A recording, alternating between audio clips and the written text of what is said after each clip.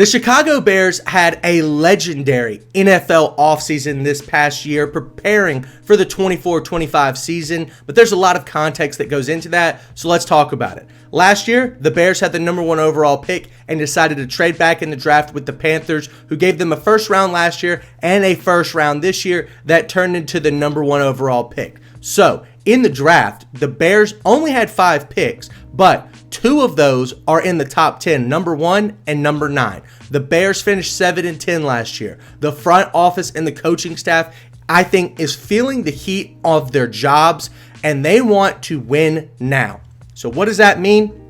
That means trading away Justin Fields, who obviously could use some more developmental work. They traded him to Pittsburgh for basically nothing. I think it was like a 5th round pick, and that is that. The Justin Fields story is over in Chicago. The new era, everybody knew it was going to be Caleb Williams, is coming into town. But first, let's talk about the free agent offseason losses. Eddie Jackson and the Bears parted ways. That defense, the era with Eddie Jackson and Khalil Mack, that is finally over. It seems that Eddie Jackson was coming off of his prime, and the Bears are deciding to go in a new direction. So the defense is going to have major revamping done to it probably next season. But moving on, the offense needed a complete overhaul, and that's exactly what the Bears decided to let go of.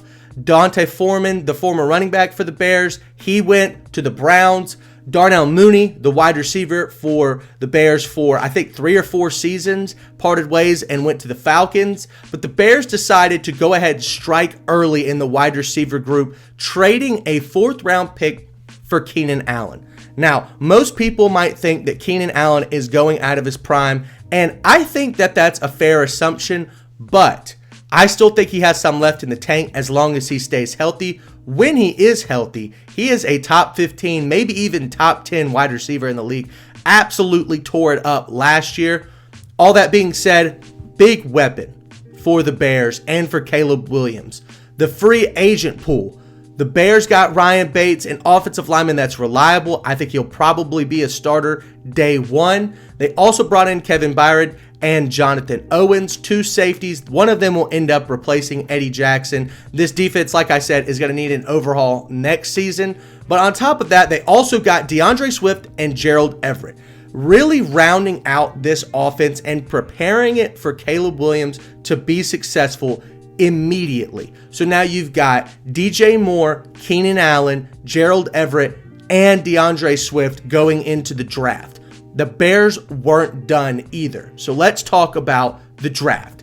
First, Caleb Williams, the automatic number 1, I think the best prospect that we've seen in the last 7, 8, maybe even 9 years. There was no debate as to who was going to take Caleb Williams. Ended up first overall, no shock. Number 9, the Bears decided to take Rome Odunze. I personally liked this pick. I couldn't tell where I was at with Rome Odunze. I thought he was either the second best, maybe third behind Malik Neighbors in the wide receiver group.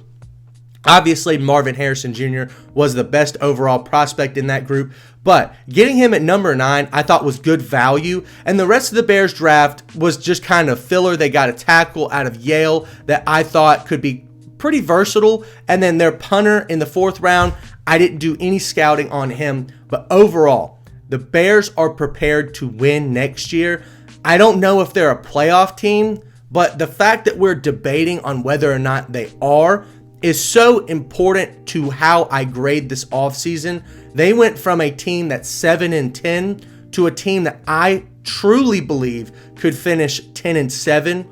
That is a major jump. Now, going from 2 wins to 6 wins, that's significant, but not as significant as going from 7-10 to 10-7, because you move from being the 9th 10 overall pick to being a potential playoff team. So, all that being said, I give the Chicago Bears an A offseason grade. This was a phenomenal way to spend your offseason, and I really do think that the coaching staff and the front office will be keeping their jobs going into next year, and Caleb Williams is going to have a phenomenal rookie year.